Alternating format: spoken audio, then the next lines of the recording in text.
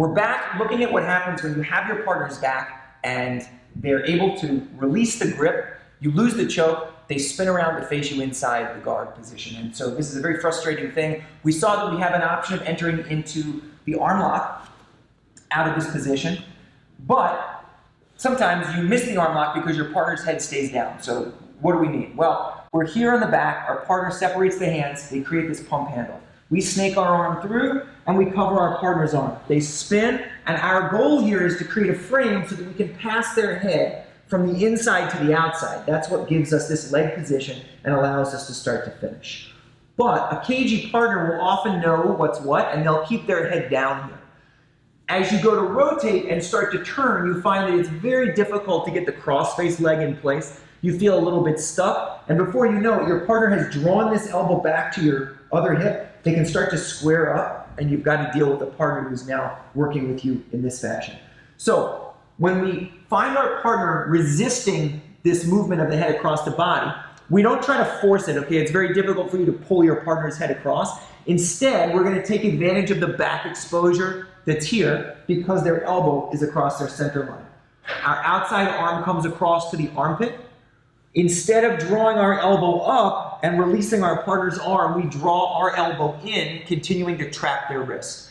With our head above our partner's head, we unlock the legs, we plant a foot on the floor. Now we can heist and bring ourselves up onto our hand and keep our chest tight to our partner's shoulder. That's going to prevent them from drawing their elbow back. It's even better if you can take your hips up off the floor the same way that you would with a hip heist. That closes the gap between your hip and their body. So if there's daylight here and there's some space, draw your elbow back. Please, here, you get this result. So we want to be pulling everything in, and to help that, you're going to bring your hips up. As he pulls his elbow back, now he finds it's stuck. We turn the corner by inverting our knee. We have a hand on the floor. You can readjust this hand in towards your partner's hand and cut the corner. So now you have a long hook here and a leg on the outside. If you want, you can figure four. You can pass your two legs to the inside position, reaffirm your grip, rotate, and return your partner back to a position where you've got head and arm control and control over their hips. So let's look again. We'll do this way, please. Okay, so we're here and our partner begins the action of pump handling. So we pass our arm through as we did previously, and our elbow goes to the floor. As our partner turns here, we're not able to move their head across for the arm lock. So with our outside hand, we reach, we bring our head over our partner's head, and we control our partner's far armpit.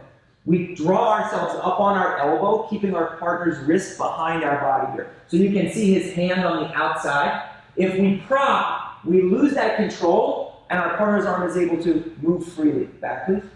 So we keep our elbow back in order to be able to control our partner's wrist. Now from here, you can bring your head above your partner's head, plant your foot. When your hand leaves the floor, when your elbow leaves the floor here, you can do that as long as your hips are driving forward and your chest is covering your partner's shoulder. If there's a big gap here between our bodies, he'll draw his elbow back. So we keep that control by drawing our hips up off the floor and pushing our hips into our partner. From here, even as he goes to draw the elbow back, he turns us around the corner.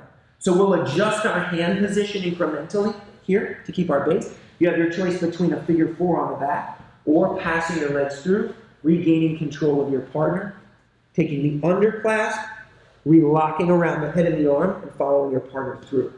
So this is a variation of the side scissor position, which someone had asked about, and we'll go into depth with a little bit later on.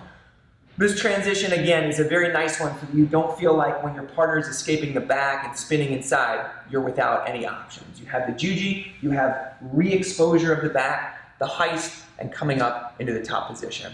Okay, hopefully this was helpful for you. You enjoyed it. Thanks for watching.